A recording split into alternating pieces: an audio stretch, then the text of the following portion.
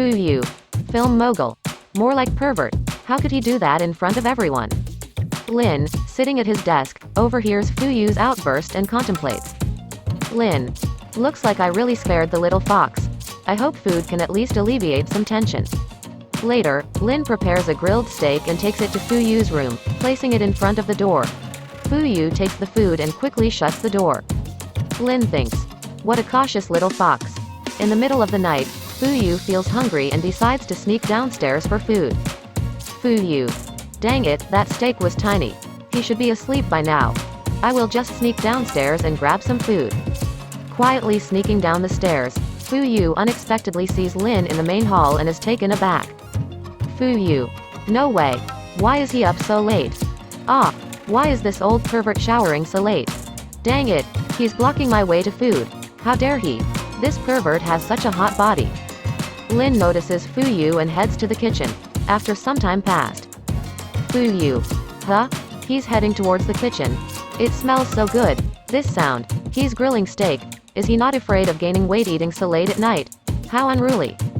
Lin sees Fu and offers some steak. Lin. Want some?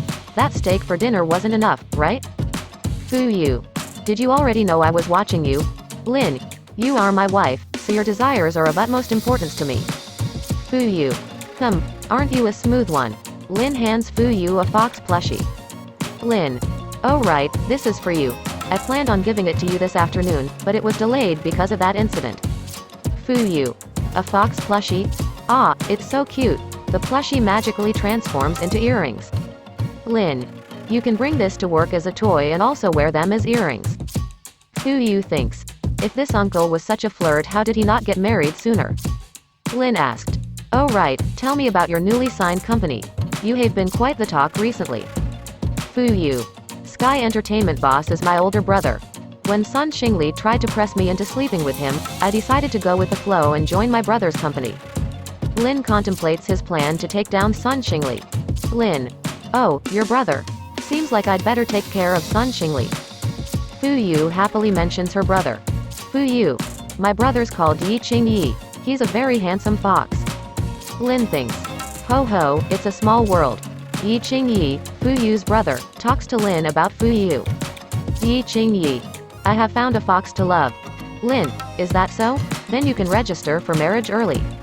Yi Qingyi hesitates and reveals they can never be together. Yi Qingyi. I can't, I shouldn't, we can never be together. Lin understands the situation. Lin. No wonder he couldn't. Huh. Lin tells Fu to bring him along when she visits her brother. Lin. Next time you visit your brother, remember to bring me along. Fu is confused about Lin's request, considering their contract marriage. Fu. What does that mean? Didn't we agree on a contract marriage? Why does Lin Zhou want to go with me? Lin Zhou asked, who does this screech belong to? Fu responded, haha, he's a customer from my side gig. Fu picked up the phone and said, hello, Ling Zayui? Zayui replied, ah, Miss Fox. You really are a miss, after all. I'm in the hospital right now, please help me. Fu asked, what happened? Don't you have the base fur with you? Zayui explained, I do have it, but there was a chain reaction car crash on Beihai Street which killed several people. I was lucky to survive and now I'm in the hospital. Lin Zhou handed Fu a video of the incident and said, here's the coverage of the car accident. Fu thought, this is really bad. Zayui added, and, Missy, I'm not sure if your base fur was at work here, but I was the sole survivor in that accident. Fu replied, of course it worked, it's the base fur. Can you come over? I have some things to tell you. I have already informed the police, but they wouldn't believe me. Fu asked, where are you? Zayui answered, I'm at the Second People's Hospital. Please hurry. While driving, Lin asked, I didn't expect you to have this kind of side gig. Fu responded, I'm doing this for my personal growth. That's what Baze told me. Lin Zhou thought, so Baze was involved. The little fox is quite different from what I had expected. Fu said, Lin Zhou, you didn't need to come with me. Lin Zhou replied, we're still husband and wife in name. Of course, I would accompany you. They arrived at the Second People's Hospital. Fu said, it should be this room. They entered the room. After watching Zayui choking on his apple, Fu asked, are you Ling Zayui?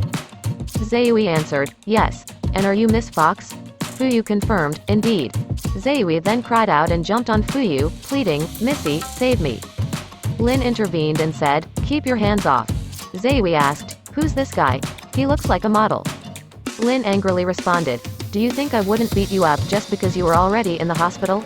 Lin Jo took off his mask and sunglasses. Zaewi was surprised and exclaimed, "You are that film mogul, Lin Jo." Fuyu whispered to Lin, "Aren't you afraid of trouble?" Lin replied, "It's alright. If worse comes to worst, I will just wipe his memories." Fuyu said, "Merciless, I see. Fine." Zaewi, captivated by Fuyu, said, "Missy, your eyes are beautiful. Has anyone ever told you?"